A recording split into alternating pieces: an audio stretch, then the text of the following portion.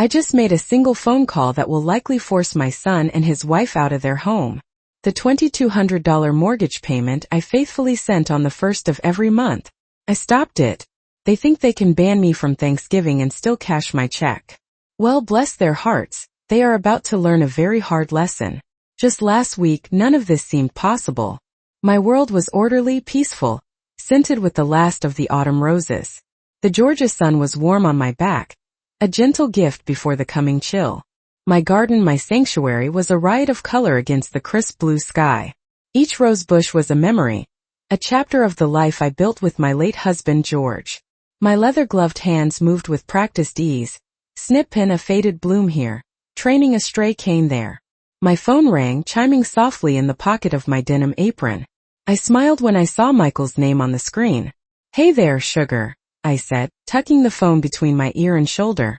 "Hey, Mama. Just wanted to say thanks." The notification just came through. His voice was bright, full of the easy southern charm he always had. "Of course, sweetheart. Happy to help," I replied. That $2,200 was our arrangement. It was the agreement that allowed them to afford the beautiful new-build house with the big backyard. The house that backed right up to my own property. Kept my only son close. "You're a lifesaver, Mama." Seriously. Brittany sends her thanks, too. "We were just talking about Thanksgiving plans. Same as always, right? You'll come over around 2. "Wouldn't miss it for the world," I said, my heart swelling. "I'll bring my famous pecan pie. The one you loved so much as a boy." "Perfect. It ain't Thanksgiving without your pie." We exchanged I love yous and hung up. I clipped a perfect deep crimson rose, a variety George and I had cultivated called Eternal Memory, and held it to my nose, inhaling its rich fragrance. The world felt right. My son was happy, my traditions were secure, and my roses were beautiful. I was a fortunate woman. I had no idea that the ground beneath my feet was about to crumble, or that the son whose life I was helping to build was complicit in a plan to destroy the one thing I held most dear. I was completely blissfully unaware of the betrayal that was already in full bloom just over the fence. The Harmony Creek County Fair was the heart of our community, the one time of year when everyone came together to celebrate the harvest. The air buzzed with the cheerful chaos of laughter, calliope music from the carousel, and the sweet sticky scent of caramel corn. Children with painted faces ran past, clutching oversized stuffed animals, while their parents browsed the stalls of homemade jams and handcrafted quilts. For me, the main event was always the horticulture pavilion, and this year I had outdone myself.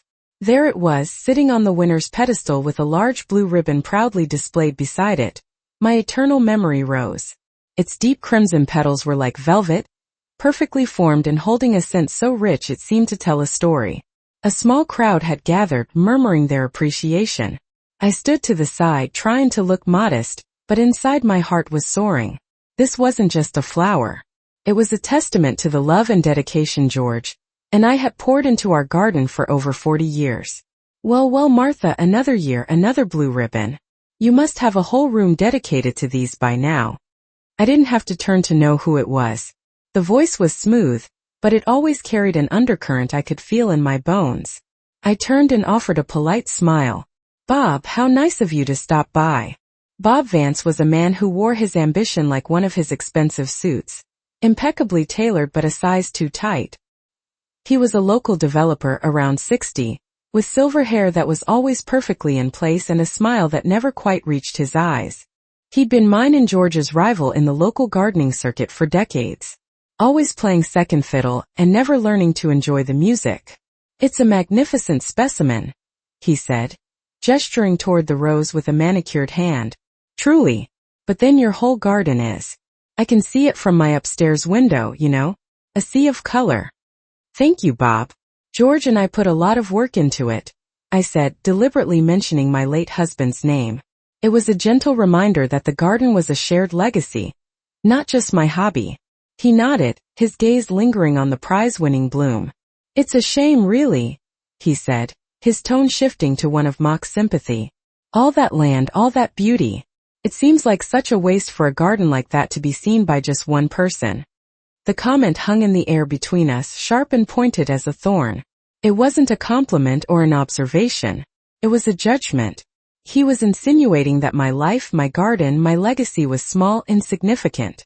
I felt a familiar flash of irritation, but I pushed it down, refusing to give him the satisfaction of a reaction. This was just Bob being Bob, full of sour grapes as always. I gave him a serene smile. Oh, I don't think it's a waste at all. It was never meant for a crowd. It was meant for family. His own smile tightened at the edges. He could see he wasn't getting under my skin. Of course, he said smoothly. Well, my congratulations as always.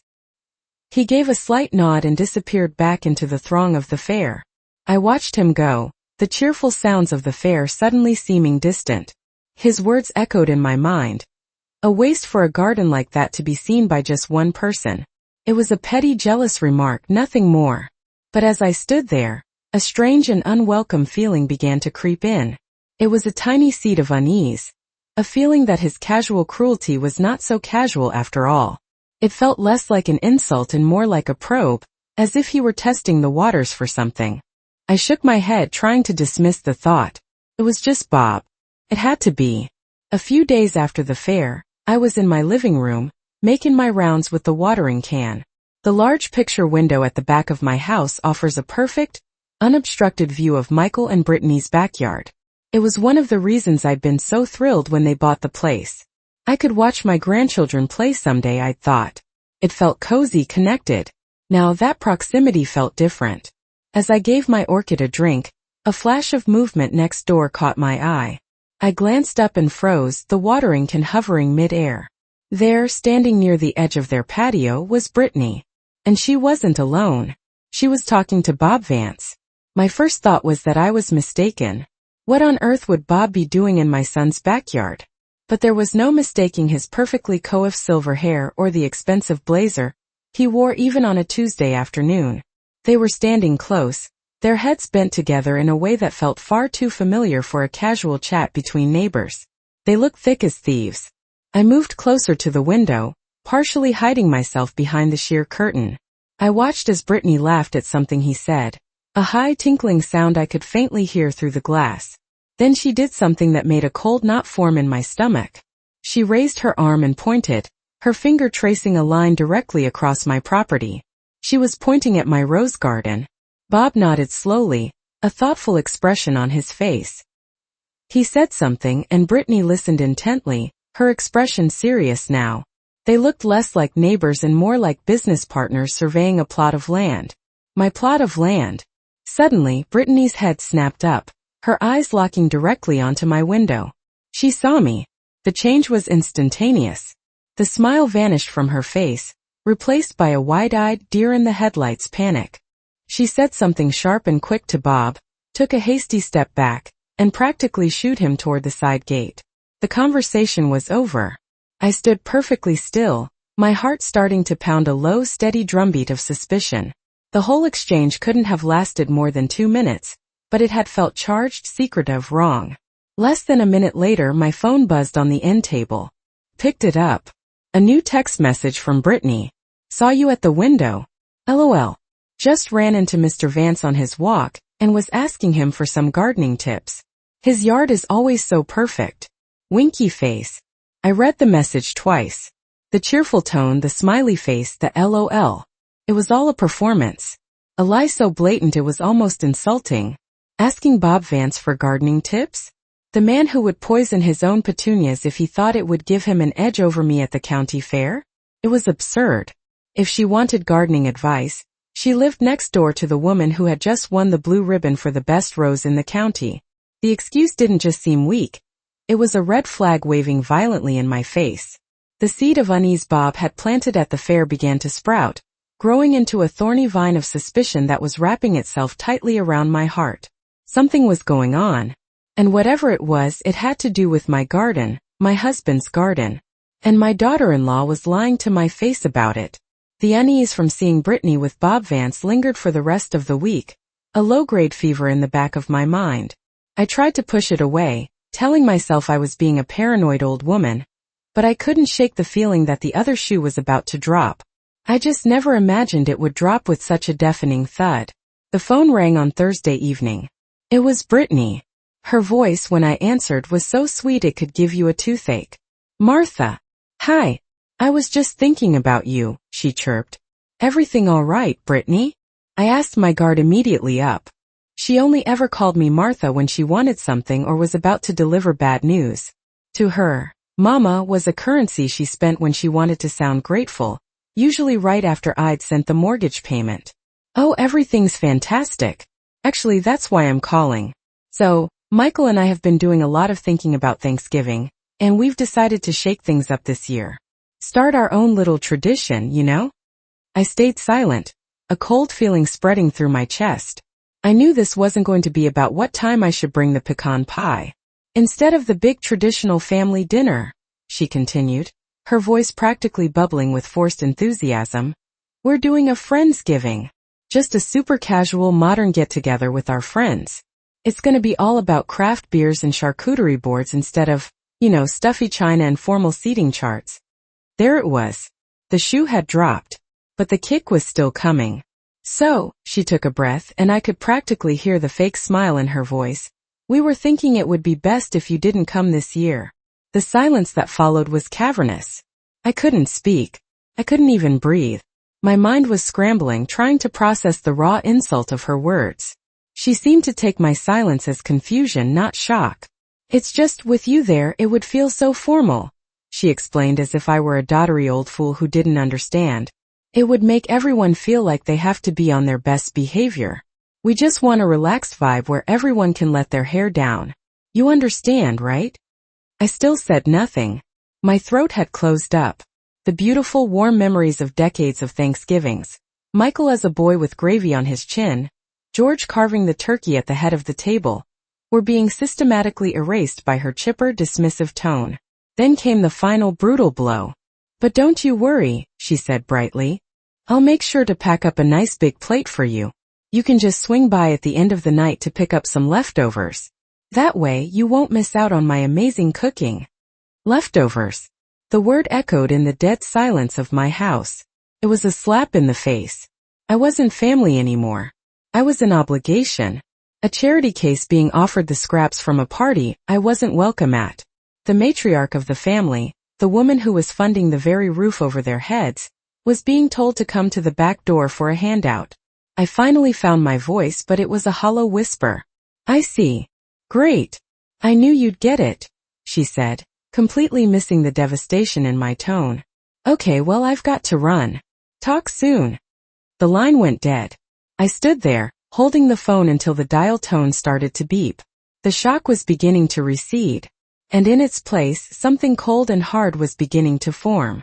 It was a feeling I hadn't felt in a very long time. It was rage. The rage I felt after Brittany's phone call burned hot for a few hours, a wildfire consuming every good memory and leaving scorched earth behind.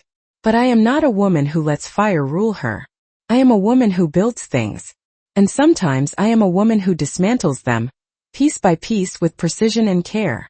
By morning the fire had cooled into something far more dangerous, ice. I slept surprisingly well. When I woke, the path forward was crystal clear. I didn't reach for my comfortable gardening clothes. Instead, I went to the back of my closet, to the section I hadn't touched since I retired from running George's construction firm after he passed. I pulled out a charcoal gray pantsuit, a crisp silk blouse, and the low leather heels I used to wear when I was about to walk into a boardroom and tell a group of overconfident men why their financial projections were a fantasy. This was my armor. The bank was an oasis of quiet efficiency. The hushed tones, the scent of clean paper, the gentle click of keyboards. It was a world I understood intimately. I sat across from a young, earnest-looking man named Mr. Davies. He had the kind of face that wanted to be helpful. Mrs. Scott, how can I assist you today? He asked with a polite smile.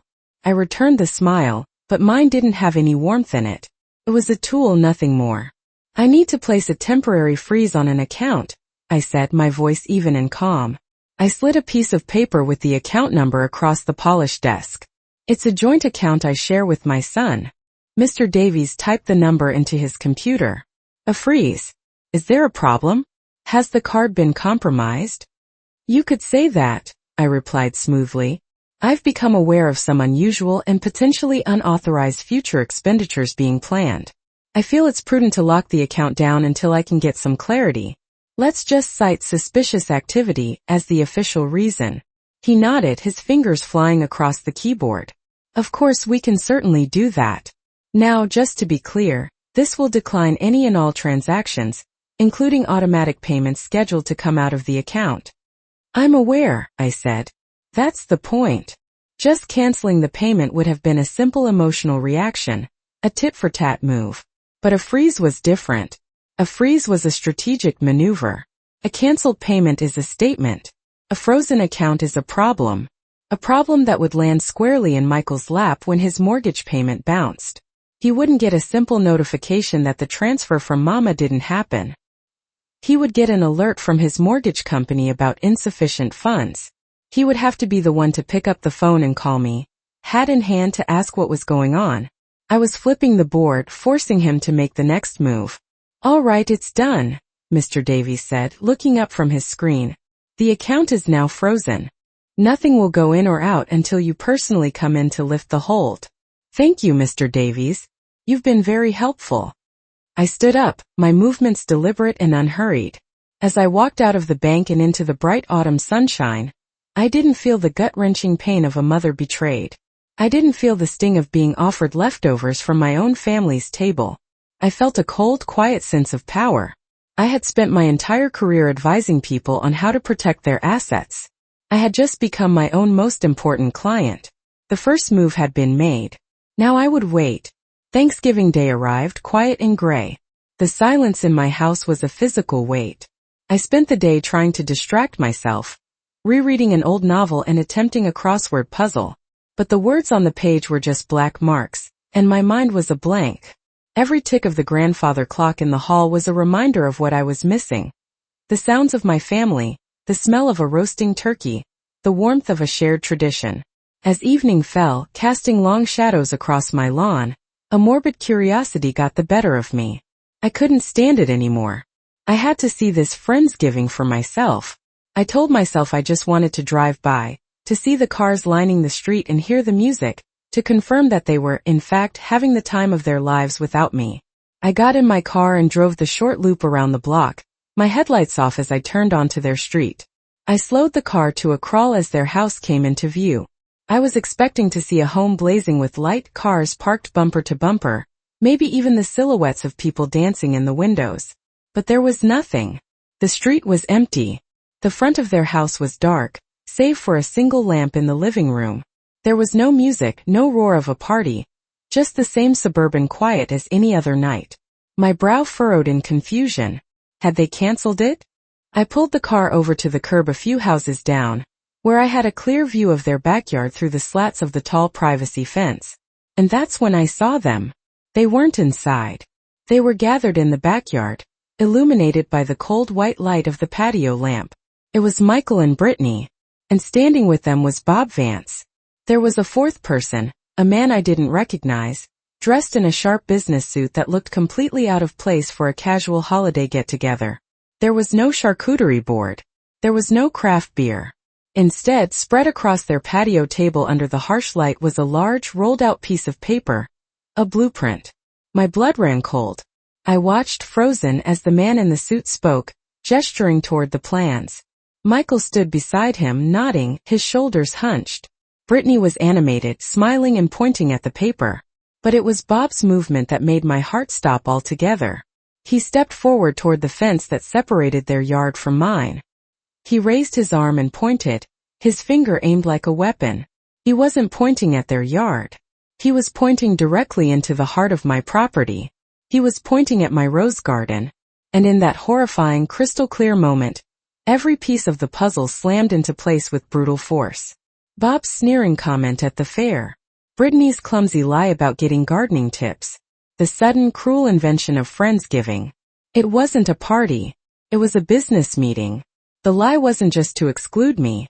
It was a cover.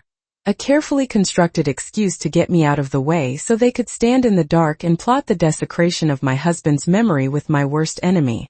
I stared at the scene, at my son and his wife conspiring with my rival. The shock was a physical blow, knocking the air from my lungs. It was followed by a wave of pain so profound I thought it might actually break me. But then, just as quickly, the pain was washed away by a rising tide of ice-cold clarity. This was a betrayal so complete, so calculated, it was almost a work of art. I put the car in drive and pulled away from the curb, my movements steady. The hurt was still there, but it was now encased in a shell of pure, unadulterated resolve. They had just shown me their hand. Now it was my turn to play. The drive home was a blur. I don't remember the turns I made or the stoplights I waited for. All I could see was that scene replaying in my mind's eye, the four of them huddled under the cold patio light, carving up my life like a Thanksgiving turkey. When I walked back into my house, the silence I had fled from earlier had returned. But now it was different. It was heavier, suffocating.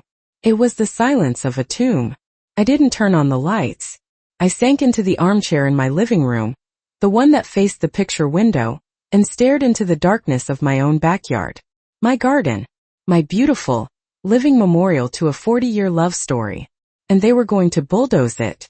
My hand trembled as I reached for the photo album on the shelf beside me. I didn't need to flip through it. I knew exactly where the picture was. I opened it to the page and there we were, George and I, 20 years younger, covered in dirt and grinning like fools. He had his arm around my shoulder, and in my hands, I was holding the tiny fragile sapling that would become the first eternal memory rose bush. I remembered that day so clearly.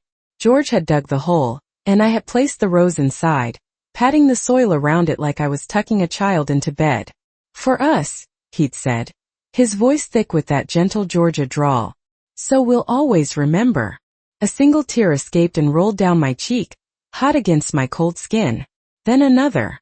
The lies started to cascade through my memory, each one sharper than the last. Brittany's fake sweet voice on the phone, talking about a modern Friendsgiving.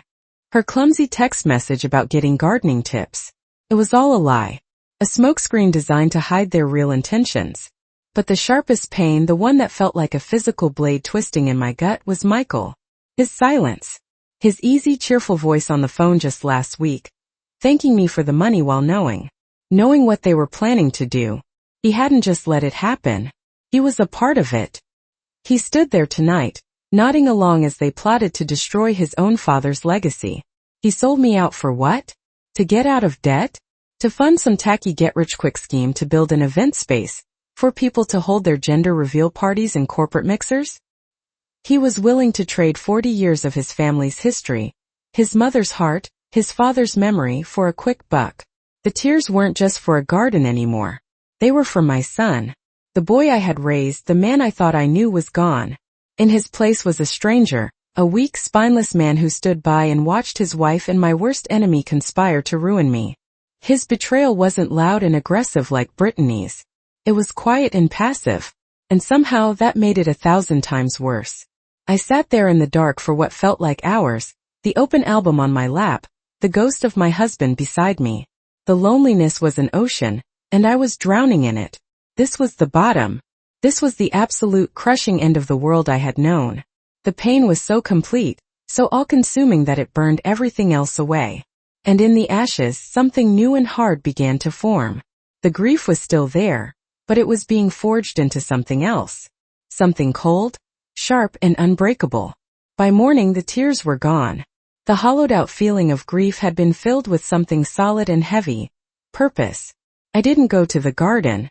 I didn't even look out the window at it. I walked directly to the small office off my living room, sat down in front of my computer, and woke the machine from its sleep.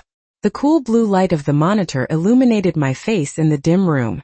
I was no longer a mother mourning her son. I was Martha Scott, retired but not defunct. I was a strategist, and I was about to liquidate a very bad investment. My fingers moved with a speed and confidence I hadn't felt in years. First, I opened my online banking portal.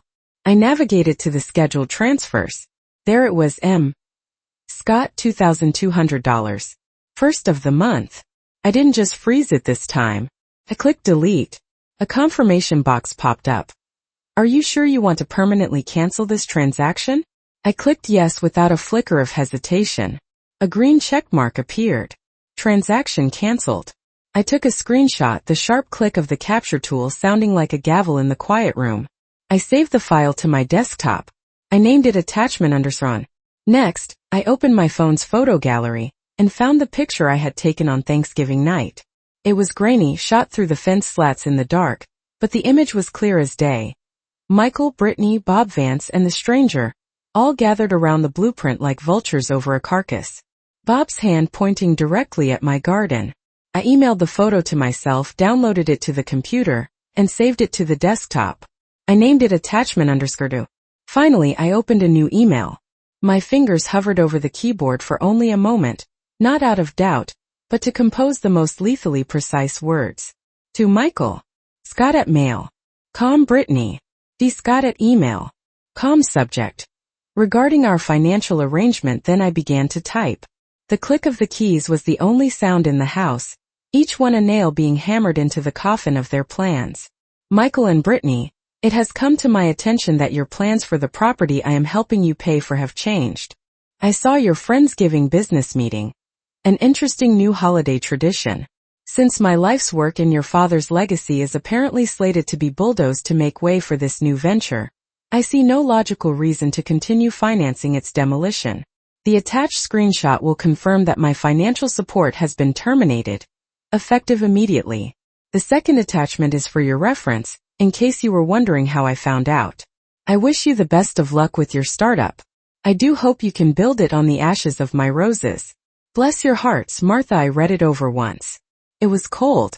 It was brutal. It was perfect. I dragged attachment _ JPG and attachment _ JPG into the email. They appeared at the bottom, two perfect little bombs waiting to detonate. My cursor moved to the send button. There was no dramatic pause, no deep breath. My entire life had been about making calculated decisions based on clear evidence. This was the easiest decision I had ever made. I clicked the button. It was done. The declaration of war had been sent. After I clicked send, I didn't move from my chair. I just sat there in the quiet of my office, listening to the hum of the computer. There was no anxiety, no regret, only a profound and chilling sense of stillness, the calm that sits in the eye of a hurricane you have just set in motion. I didn't need to see the chaos next door. I could picture it perfectly. I imagined the email arriving with a harmless little ping on both of their phones. Perhaps they were in their kitchen drinking coffee, still congratulating themselves on their cleverness. Brittany would have opened it first, her brow furrowed in annoyance at an email from me. I could see the color draining from her face as she read, her skin turning the color of ash. I could picture her phone clattering as it slipped from her suddenly nerveless fingers. Michael would look up confused. "What is it, babe?" And she would just point speechless at her screen.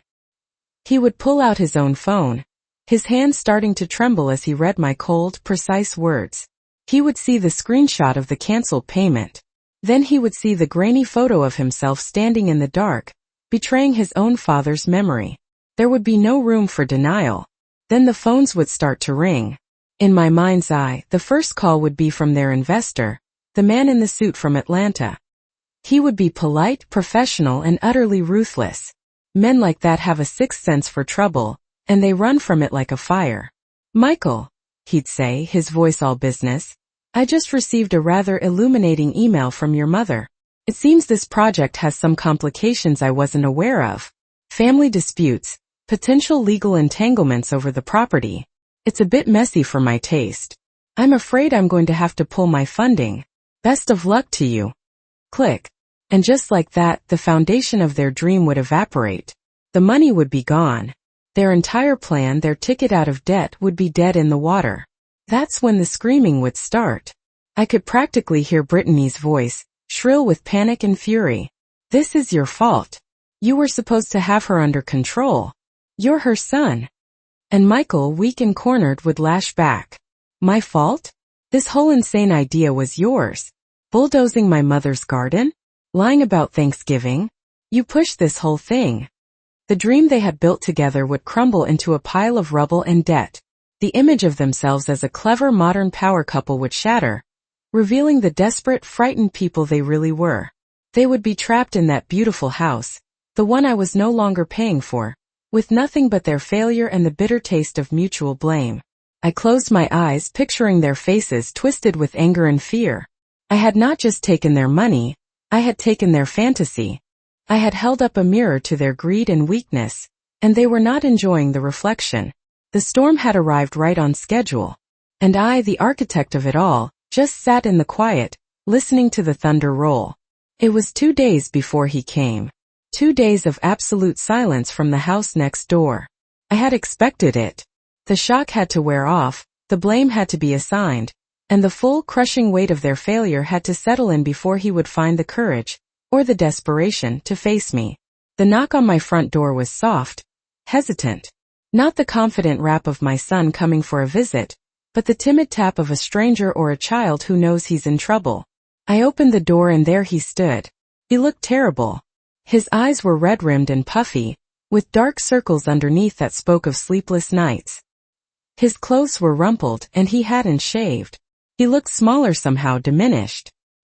He wouldn't meet my gaze, his eyes fixed on the welcome mat at his feet as if it were the most interesting thing in the world.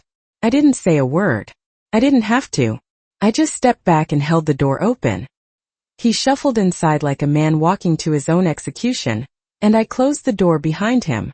The click of the latch was unnaturally loud in the heavy silence. He followed me into the living room and stood awkwardly in the middle of the rug, his hands shoved deep into his pockets. I sat in my usual armchair, the one facing the window, and waited. I didn't offer him a seat. I didn't offer him a drink. I offered him nothing but my undivided, silent attention. The quiet stretched on, thick and unbearable. It was a weapon, and I wielded it with precision. I watched him crumble under its weight. His shoulders began to shake, and a choked sob escaped his lips. Finally, his eyes, glistening with tears, met mine for the first time. "I'm so sorry, Mama," he whispered, his voice cracking. I remained silent. Sorry wasn't enough. It was a word, a puff of air. I wanted the truth. He finally broke. The confession came pouring out of him in a torrent of shame and regret. "My job, it's not stable. They're talking about layoffs after the new year. We've been living on fumes for months, just trying to keep up appearances," he stammered, tears now streaming freely down his face. "We're drowning, Mama. Credit cards, the car payment, the mortgage, were so far in over our heads." He sank onto the edge of the sofa, his head in his hands. "This whole event space thing, it was Brittany's idea, but I went along with it. It was stupid, I know, but it felt like the only way out, a lifeline.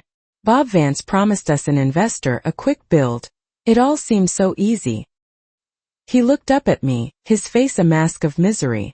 I knew it was wrong. Every time I looked at the garden I felt sick. Dad's garden. But I was too much of a coward to stand up to her, to the debt. I was too scared to just come to you and tell you the truth that we were failing. He let out a shuddering breath. "I'm sorry. I'm sorry I was weak. I'm sorry I let this happen. I am so sorry." He sat there weeping, the confession hanging in the air between us. I listened to every word. I catalogued every excuse. But I felt nothing. No pity. No surge of maternal forgiveness. The pain he had caused was a thing of the past, a scar that had already formed. What I was hearing now was not a heartfelt apology. It was the final report of a failed enterprise. And the truth was, it was all too little, far too late. When Michael finally ran out of words, the room fell silent again.